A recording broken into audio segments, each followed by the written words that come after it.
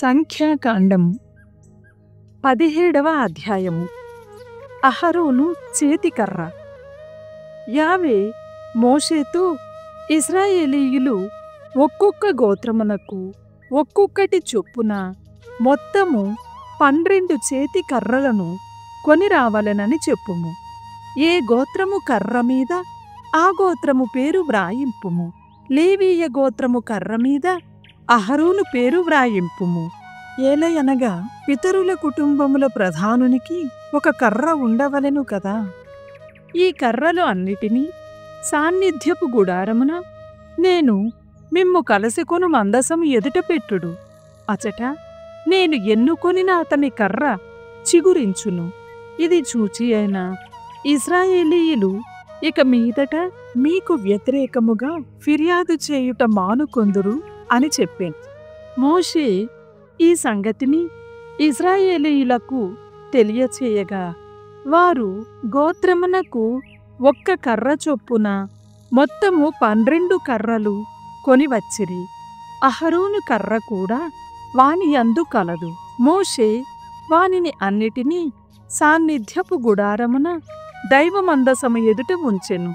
మరునాడు మోషే గుడారమునందు ప్రవేశించి చూడగా లేవీ గోత్రమునకు చెందిన అహరోను కర్ర చిగురించి ఉండెను.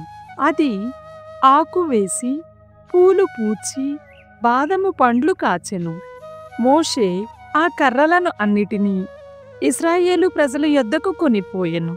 వారు ఆ కర్రలను పరిశీలించి ఎవరి దానిని వారు తీసుకొనిరి. ప్రభువు మోషేతో, అహరోను కర్రను సమావేశపు గుడారమున పదిలపరపుము. అది తిరుగుబాటుదారులకు సూచనగా నుండును. వారు నాకు వ్యతిరేకముగా ఫిర్యాదులను మానుకొనరేని తప్పక చత్తురు అనెను. మోషే యావే చెప్పినట్లే చేసెను.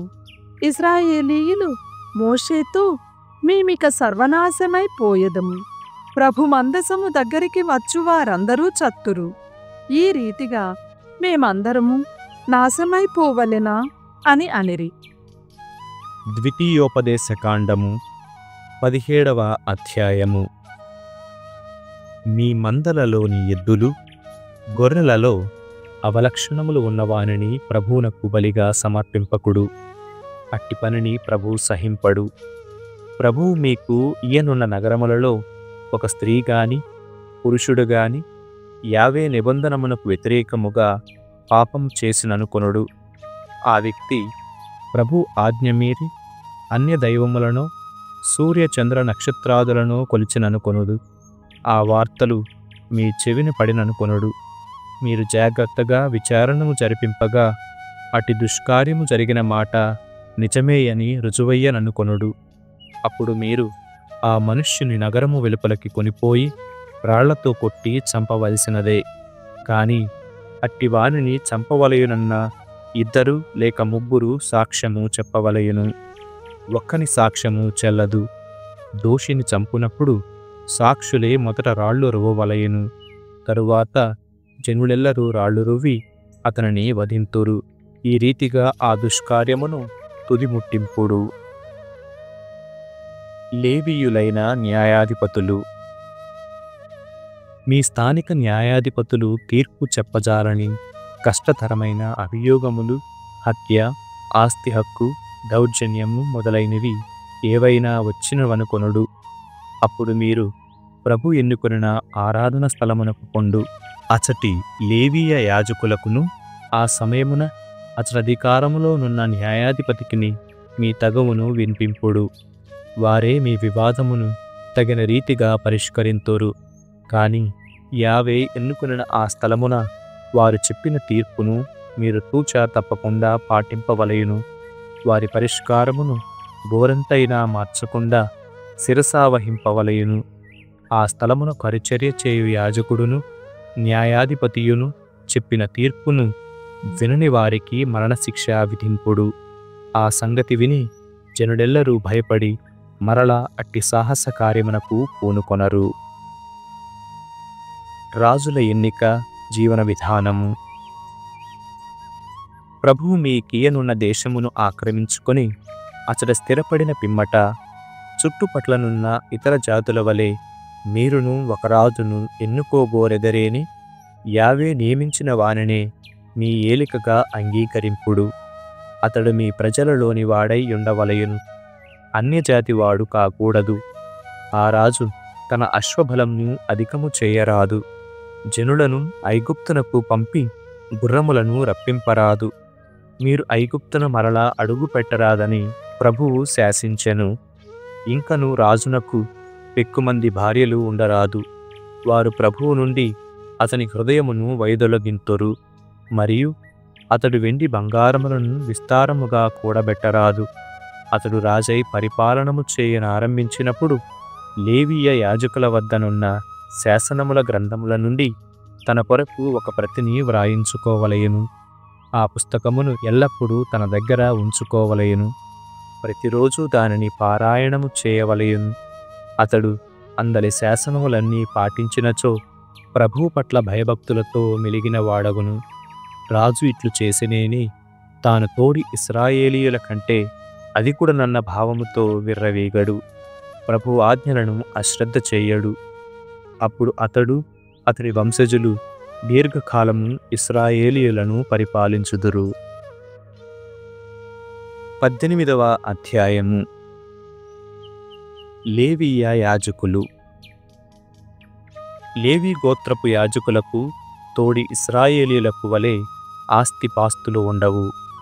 వారు యావేకు అర్పింపబడిన కానుకలు నైవేద్యములు భుజించి బ్రతుకుదురు.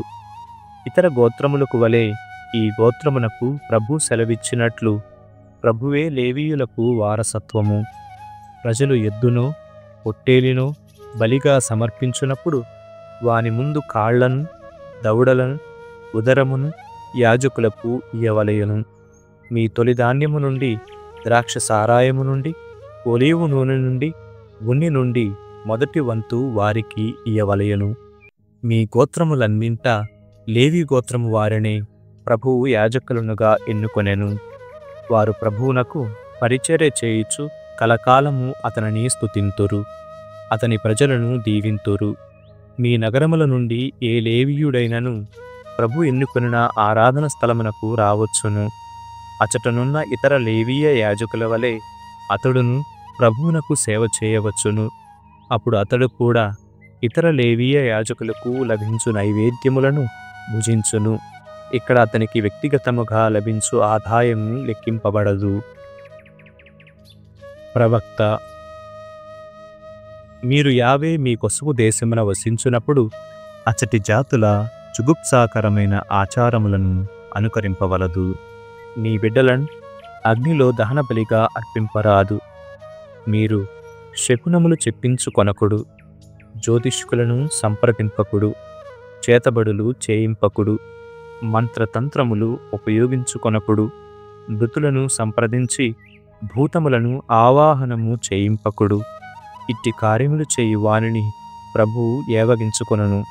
ఇట్టి హేయమైన పనులు చేయువారు కనుకనే ప్రభువు అన్యజాతులను మీ చెంత నుండి వెళ్ళగొట్టుచున్నాడు. మీ మట్టుకు మీరు అతనిని పూర్ణముగా విశ్వసింపుడు. మీరు స్వాధీనము చేసుకొనబోవు దేశమునందరి ప్రజలు శకునములు చెప్పు వారిని, జ్యోతిష్కులను సంప్రదించిరి. కాని మీరట్టి పనులు చేయుటకు ప్రభువు అంగీకరింపడు. ప్రభు మీ ప్రజల నుండియే నా వంటి ప్రవక్తనొకనిని మీ చెంతకు పంపును. మీరు అతని మాట వినుడు. నాడు హోరేబు వద్ద సమావేశమైనప్పుడు మీరు ప్రభువునకు చేసిన మనవి అదియే. మేము మరలా యావే పలుకులు విన్నచో, మరలా అతని అగ్నిమయ రూపమును దర్శించినచో తప్పక చత్తుము అని అంటిరి. అప్పుడు ప్రభువు నాతో, వారి వేడుకోలు సబబుగానే ఉన్నది. నీ వంటి ప్రవక్తనొకనిని వారి జనము నుండియే వారి చెంతకు పంపుదును. అతనికి నా సందేశమును ఎరిగింతును. నేను చెప్పుము అనిన సంగతులన్నీయు అతడు వారితో చెప్పును. ఆ ప్రవక్త నా పేర పలుకు సందేశమును పాటింపని వానిని నేను శిక్షింతును. కాని నేను ఆదేశింపని సందేశమును నా పేర వినిపించుటకు సాహసించు ప్రవక్తయు, అట్లే అన్య దైవముల పేర ప్రవచనము చెప్పు ప్రవక్తయు తప్పక మరణమునకు గురి కావలసినదే అని నుడివెను. కాని ఫలానా ప్రవక్త పలికినది ప్రభు సందేశము కాదని మనము నిర్ణయించుటెట్లు? అని మీరు ఆశ్చర్యపడవచ్చును. ప్రవక్త ప్రభు పేరిట పలికిన పలుకు నెరవేరదేని అది ప్రభు సందేశము కాదని నిర్ణయింపనగును. అట్టి ప్రవక్త సాహసించి ప్రవచనము చెప్పెను కనుక మీరు అతనికి భయపడనక్కరలేదు. 98వ కీర్తన.